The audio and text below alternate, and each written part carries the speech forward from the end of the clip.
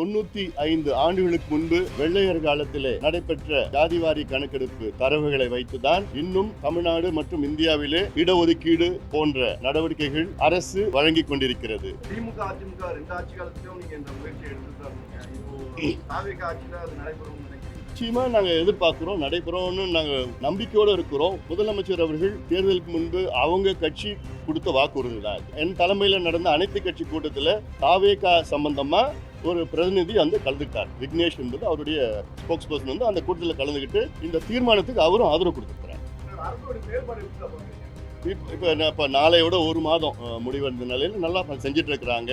நிறைய மாற்றங்கள் வந்து இருக்குது. ஊழல் வந்து பெரிய அளவில் குறைஞ்சிருக்கு. இந்த சிஸ்டம் இன்னும் எப்படியாவது இன்னும் 2-3 மாசம் ஆகும். இன்னும் கொஞ்சம் டைம் கொடுக்கணும். நம்ம பெரிய அளவில் நிறைய இடத்துல ஊழல் குறைஞ்சிருக்குது. வேலை வேண்டுமா?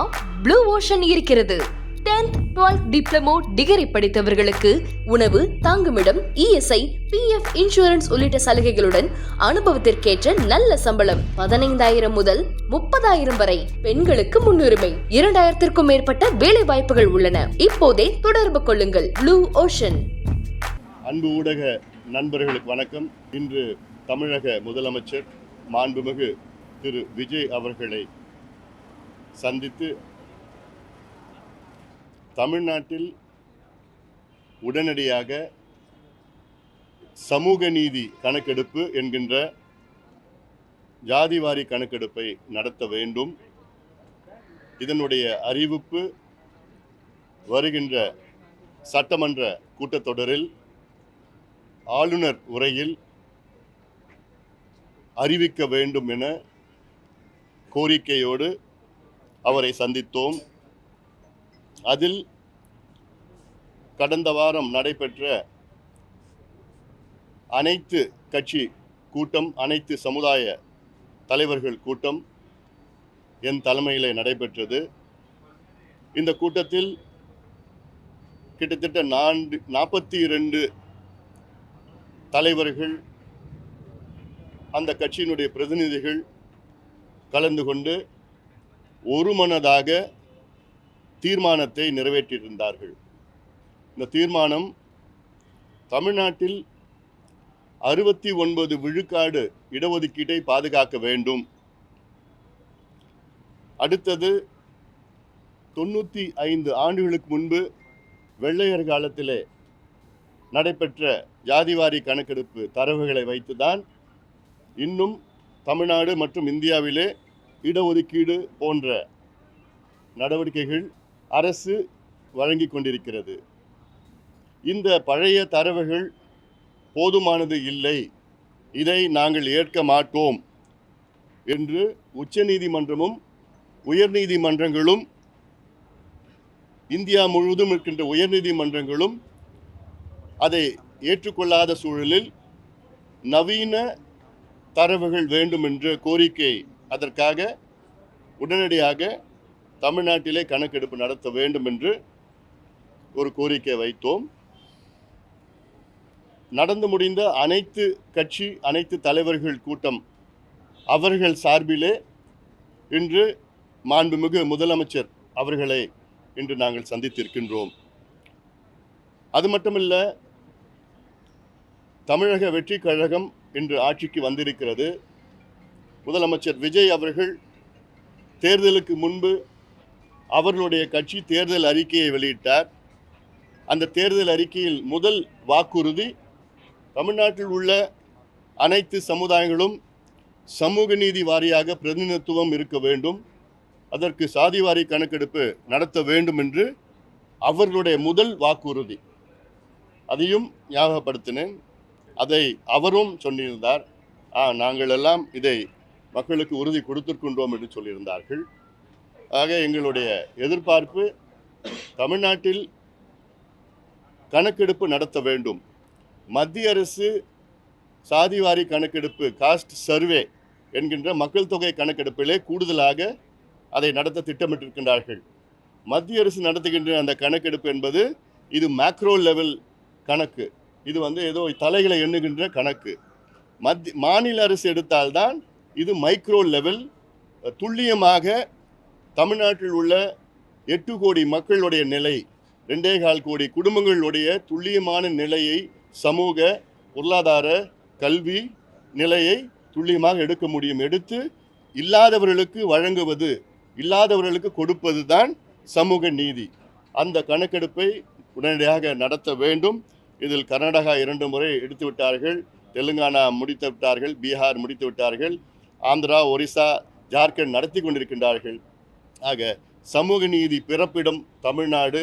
அப்படி தமிழ்நாட்டில் இதுக்கு முன்பு எடுக்கலை, அவசியமாக நீங்கள் எடுக்க வேண்டும் என்று வலியுறுத்தி நல்லா கேட்டுக்கிட்டாரு. நிச்சயமாக உறுதியாக நாங்கள் செய்கின்றோம். ரொம்ப பாசிட்டிவாக இருந்தார். ஏன்னா எங்கள் தேர்தல் அறிக்கையிலையும் நாங்கள் சொல்லியிருக்கிறோம், தமிழ்நாடு மக்களுக்கு நாங்கள் செய்வோம் என்று அந்த நல்ல செய்தியை சொல்லியிருக்கிறாரு. ஆனாலும் எங்களுடைய கோரிக்கை கவர்னர் உரையில், ஆளுநர் உரையில் அவங்க அரசினுடைய கொள்கை முடிவாக அதை அறிவிக்க வேண்டும் என்ற கோரிக்கையை வைத்தோம். இதுதான் அனைத்து கட்சி கூட்டத்தினுடைய கோரிக்கை. அந்த அனைத்து கட்சி கூட்டத்தின் அத்துணை தலைவர்கள் சார்பிலே என்று நான் முதலமைச்சரை நான் சந்தித்திருக்கின்றேன். சந்திப்பு கிட்டத்தட்ட ஒரு 25 நிமிடங்கள் தெளிவாக எக்ஸ்பிளைன் பண்ணிட்டேன். A to Z தமிழ்நாட்டுடைய நம்ம சமூக நீதி வரலாறு, இடஒதுக்கீடு வரலாறு, 1921 தமிழ்நாட்டில் 100 விழுக்காடு இடஒதுக்கீடு அப்பொழுது இருக்கின்ற நம்முடைய ஜஸ்டிஸ் பார்ட்டி, நீதி கட்சி அப்பொழுது கொடுத்தார்கள். ஆனால் அதை நடைமுறை 1927 வந்தது. அதன் பிறகு 1935 மத்திய அரசு, தமிழ்நாட்டில் இருக்கிற மத்திய அரசு நிறுவனங்களில் இடஒதுக்கீடு வழங்கப்பட்டது. அதன் பிறகு 1950 வழக்கு தொடரப்பட்டு இந்த இடஒதுக்கீடு ரத்து செய்யப்பட்டது. அதன் பிறகு தந்தை பெரியார் அவர்கள் போன்றவர்கள்லாம் போராடி அதன் பிறகுதான் இந்திய அரசு முதல் அரசியல் சாசன சட்ட திருத்தம், ஃபர்ஸ்ட் கான்ஸ்டியூஷனல் அமெண்ட்மெண்ட் கொண்டு வந்தார்கள். அதன் பிறகுதான் தமிழ்நாட்டில் 40 விழுக்காடு இடஒதுக்கீடு 1951 கொடுத்தார்கள். இது 1954 41 உயர்ந்தது. அதன் பிறகு கலைஞர் அவர்கள் ஆட்சியில் 1971 இது 49 உயர்ந்தது. அதன் பிறகு எம்ஜிஆர் அவர்கள் காலத்தில் 1980 இது 68 உயர்ந்தது. அதன் பிறகு 1990 கலைஞர் அவர்கள் ஆட்சி காலத்தில் இது 69 உயர்ந்தது. அதன் பிறகு 1989 பிசியும் எம்பிசி என்று 20% 30% பிரிக்கப்பட்டது. 2008 இதில் உள்ஒதுக்கீடு இஸ்லாமியர்களுக்கு 3.5 விழுக்காடு, 2009 அருந்ததியர்களுக்கு 3 விழுக்காடு உள்ஒதுக்கீடு. இதெல்லாம் இந்த வரலாறெல்லாம் நான் சொன்னோம். நீதிமன்றத்தில் எப்படி வந்தது, நீதிபதிகள் உச்சநீதிமன்ற தலைமை நீதிபதி கபாடியா அவர்கள் 2010 தீர்ப்பை கொடுத்தார். அந்த தீர்ப்பில் தமிழ்நாடு ஓராண்டிற்குள்ளே ஜாதிவாரி கணக்கெடுப்பு நடத்தி 69 விழுக்காடு இடஒதுக்கீட்டை ஏன் அதை நாங்கள் உங்களுக்கு வழங்க தேவை என்று நீங்கள் அதை நியாயப்படுத்தணும், ஜஸ்டிஃபை பண்ணோம் அப்படின்னு 2010 சொன்னாங்க. ஆனால் அது இன்னைக்கு வரைக்கும் பண்ணலை, செய்யலை. வழக்கு இன்னும் முக்கியமான வழக்கு நீதிமன்றத்தில் இருக்குது. இந்தியாவில் ஒரே மாநிலம் தமிழ்நாடுக்கு மட்டும்தான் 50 விழுக்காடிற்கு மேல் இடஒதுக்கீடு வழங்கப்பட்டிருக்கிறது, 69. அதில் ஏன்னா 1994 ஜெயலலிதா அம்மையார் முதலமைச்சராக இருந்த நேரத்தில் இந்த தமிழ்நாட்டுடைய இடஒதுக்கீடு 69 விழுக்காடு இடஒதுக்கீடு சட்டத்தை அரசியல் சாசனத்தில் உள்ள 9வது அட்ட பிரிவினில் அதில் பாதுகாக்கப்பட்டிருக்கிறது. அது கான்ஸ்டிடியூஷனல் அமெண்ட்மெண்ட் செய்து, அதனால் இன்றைக்கி அந்த பாதுகாப்பு இன்றைக்கி இருக்குது. ஆனால் இப்போ ஜுடிஷியரி என்ன பண்ணுறாங்க, 9th அமெண்ட்மெண்ட்டும் 9th ஷெட்யூல்லையும் நாங்கள் ரிவ்யூ பண்ணுவோம் அப்படின்னு ஜுடிஷியரி சொல்கிறாங்க. நமக்கு அதில் அச்சுறுத்தல் இருக்குது. இதெல்லாம் முதலமைச்சர்கிட்ட சொன்னோம். அப்புறம் அது நல்லா கேட்டுக்கிட்டாரு. உறுதியா எங்களுக்கு நம்பிக்கையாக இருக்குது.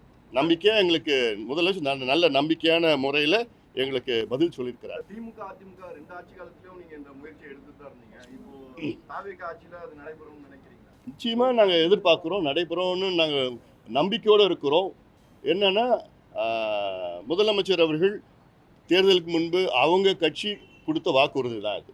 இன்னொன்று, என் தலைமையில் நடந்த அனைத்து கட்சி கூட்டத்தில் தாவேகா சம்பந்தமாக ஒரு பிரதிநிதி கலந்துக்கிட்டார். விக்னேஷ் என்பது அவருடைய ஸ்போக்ஸ் பர்சன் அந்த கூட்டத்தில் கலந்துக்கிட்டு இந்த தீர்மானத்துக்கு அவரும் ஆதரவு கொடுத்துருக்கிறார்.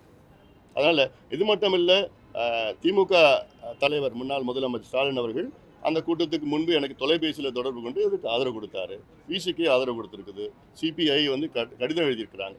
தமிழ்நாட்டில் உள்ள 99 விழுக்காடு கட்சிகள் எல்லாம் இதுக்கு ஆதரவு கொடுத்துட்டு இருக்காங்க. திமுக ஆதரவு கொடுத்துருக்குன்னு சொன்னீங்க. கடந்த ஆட்சி காலத்துல அவங்க மத்திய அரசு தான் இதை வந்து நிறைவேற்றணும், நம்ம பண்ணா அது ஸ்ட்ராங்கா இருக்காதுன்னு தானே சொன்னாங்க. அதை எப்படி அது மனமாற்றத்தை நான் வரவேற்கின்றேன்.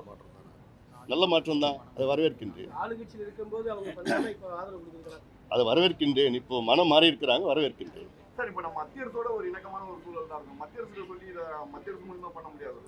அதான் இப்போ நான் தெளிவாக சொன்னேனே, மத்திய அரசு செஞ்சால் இது மேக்ரோ லெவல், மாநில அரசு செஞ்சால் தான் மைக்ரோ லெவல். துல்லியமாக ஒவ்வொரு குடும்பமும் என்ன நிலையில் இருக்கிறாங்க, ஒவ்வொரு ஃபேமிலியும் எந்த நிலையில் இருக்கிறாங்க, ஒவ்வொரு வீடும் எப்படி இருக்குது. ஒரு 2 ஆஃபீஸர்ஸ் ஒரு வீட்டுக்கு தமிழ்நாட்டில் 2.25 கோடி வீட்டுக்கு போயிட்டு அந்த வீட்டில் எவ்வளோ பேர் இருக்கிறாங்க, எந்த மதத்தை சார்ந்தவர்கள், எந்த ஜாதி, எந்த உட்பிரிவை சார்ந்தவர்கள், எத்தனை பேர் ஆண்கள் பெண்கள், எத்தனை பேர் படிச்சிருக்கிறாங்க, எத்தனை அரசு வேலையா தனியார் வேலையா, எவ்வளோ வருமானம், எத்தனை டாக்டர்ஸ் என்ஜினியர்ஸு அட்வொகேட்ஸ் இருக்கிறாங்க, எத்தனை பேர் படிப்பு பாதியில் நிறுத்திட்டாங்க, எத்தனை பேர் கல்வி கடன் இருக்குது, அவங்க வீடு சொந்த வீடா வாடகை வீடா குடிசை வீடா, எத்தனை ஸ்கொயர் ஃபீட் வீடு, எத்தனை பாத்ரூம் இருக்குது, கரண்ட் இருக்குதா, சோலார் இருக்கா, போர் இருக்குதா, இல்லை கிணறு இருக்குதா வீட்டில், இல்லை கூலியா, இல்லை தொழிலாளர்களா, விவசாய நிலம் வச்சுருக்காங்களா, டிராக்டர் இருக்குதா, பைக் இருக்குதா, இது போன்ற 70-80 கேள்விகள் கேட்டால் இது மத்திய அரசு செய்ய முடியாது, மாநில அரசு தான் செய்ய முடியும்.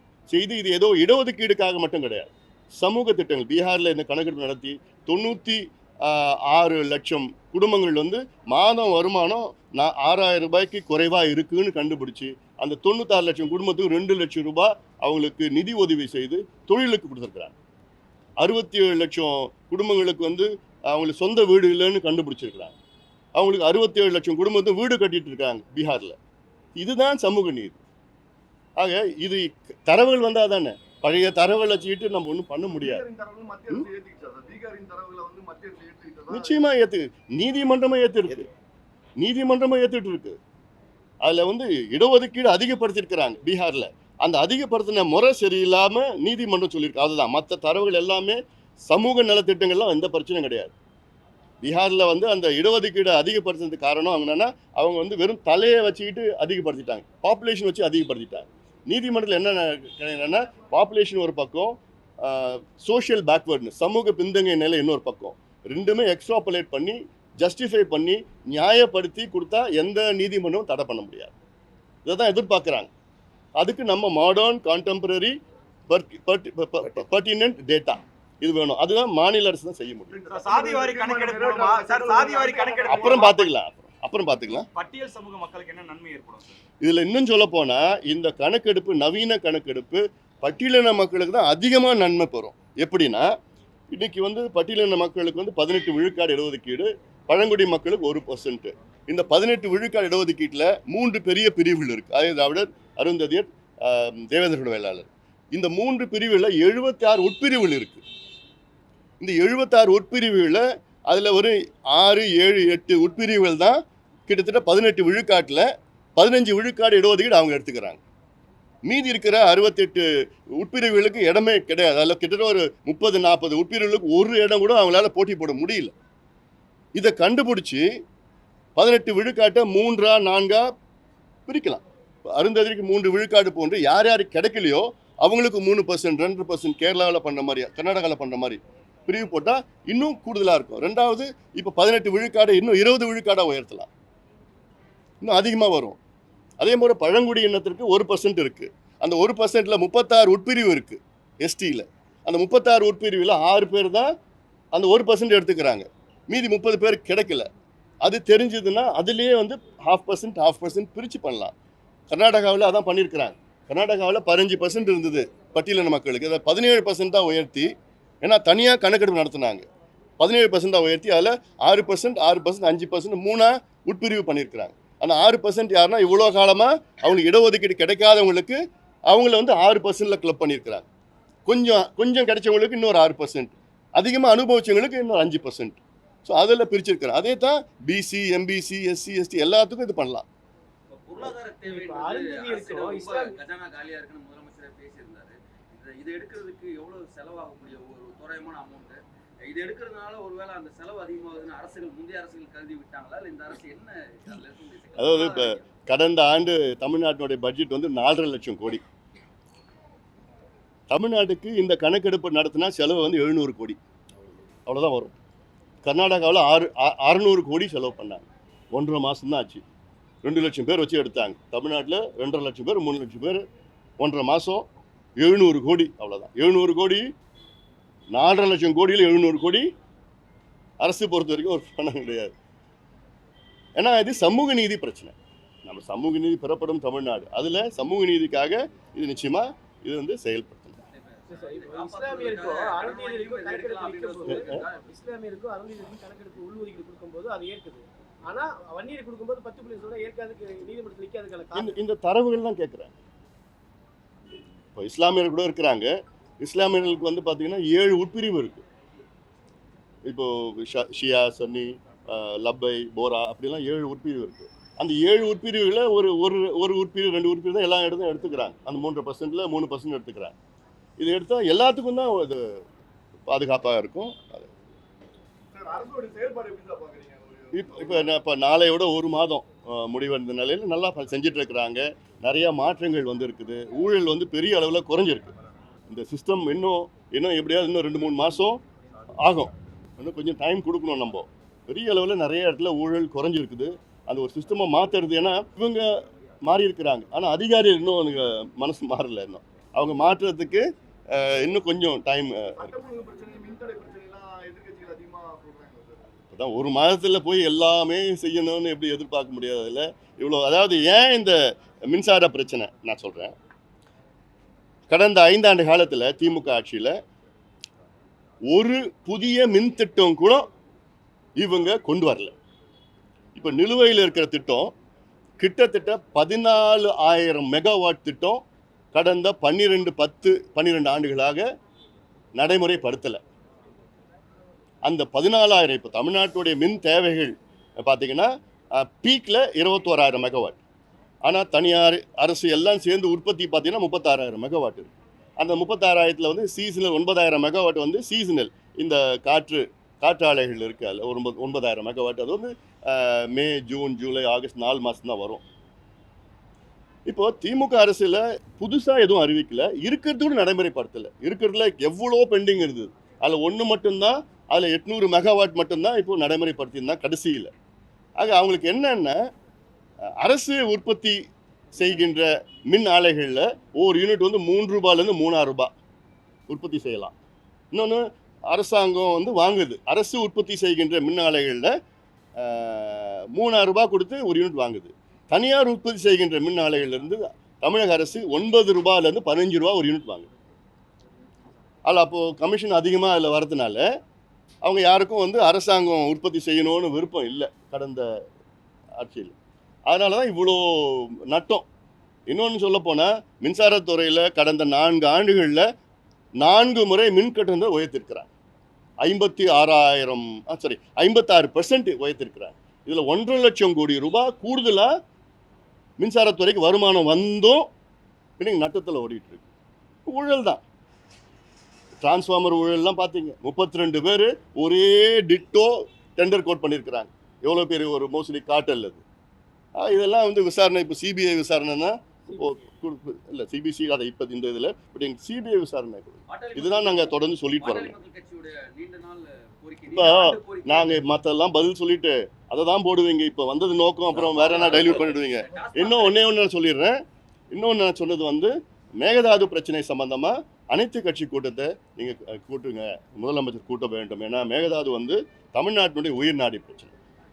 அதுவும் நான் சொல்லியிருக்கேன், முதலமைச்சர்கிட்ட நான் சொல்லியிருக்கிறேன். நான் நிச்சயமாக அது ஒரு பாசிட்டிவாக எடுத்திருக்கிறாரு. ஏன்னா இன்னைக்கு மேகதாது என்பது கர்நாடகாவில் உள்ள டிகே சிவகுமார் அவர்கள் முதலமைச்சர் ஆகிட்டார். அவர் வந்து அந்த ஏரியா கனகாபுரா ஏரியா பகுதியில் பாத யாத்திரா யாத்திரெல்லாம் பண்ணிக்கின்னு இப்போ இதை வச்சு தான் முதலமைச்சர் ஆகியிருக்கார். கர்நாடகாவில் 2028 தேர்தல் வர இருக்கிறது. அந்த தேர்தல் முடிக்கிற வரைக்கும் இதை அவர் விடமாட்டார், இன்னும் அதிகமாக தீவிரப்படுத்துவார். இப்போ டிபிஆர் வந்து பண்ணியிருக்கிறாங்க. டிபிஆர் டீட்டெயில் ப்ராஜெக்ட் ரிப்போர்ட் வந்து அதில் வந்து பண்ணலாம்னு வந்து அந்த நடுவர் மன்றம் இவங்களுக்கு மத்திய அரசு அனுமதி கொடுத்துருக்குது. இப்போ இந்த ப்ராசஸ் நடக்குது. அதனால தான் இதை தீவிரமாக நம்ம எதிர்க்கணும். ஏன்னா கர்நாடகாவில் 4 அணைகள் இருக்குது. கேஆர்எஸ் அணை, கிருஷ்ணராஜ சாகர் அணையில், அது கபினி, ஹேமாவதி, ஹாரங்கி. இந்த 4 அணைகளுடைய கொள்ளளவு 115 டிஎம்சி. இந்த மேகதாது அணை கட்ட போகிறது கிடையாது. கட்டினாங்கன்னா அது 70 டிஎம்சி கூடுதலாக. ஆக அவங்க கர்நாடகாவோட ஸ்டோரேஜ் கெப்பாசிட்டி பார்த்தீங்கன்னா 180 டிஎம்சியாக உயரும். இப்போவே நமக்கு என்னன்னா மிச்ச நீர் தான் கொடுக்குறாங்க. காவிரி நடுவர் மன்றம் தீர்ப்பு என்னன்னா 177.25 டிஎம்சி தமிழ்நாடு கொடுக்கணும்னு காவிரி நடுவர் மன்றம் கொடுத்துருக்குறாங்க. அந்த 177.25 டிஎம்சி எப்படி கொடுக்கணும்னா ஜூன் மாதம், ஜூலை மாதம் 30, 40 டிஎம்சி, 50, 48, 28ன்னு ஒவ்வொரு 12 மாதத்துக்கு ஷெட்யூல் பண்ணியிருக்கிறாங்க.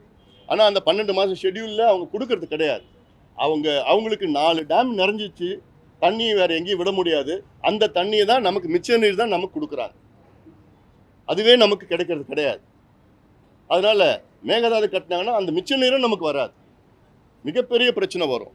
ஏன்னா காவிரியை நம்பி தமிழ்நாட்டில் 38 மாவட்டத்தில் 28 மாவட்டம் இருக்குது.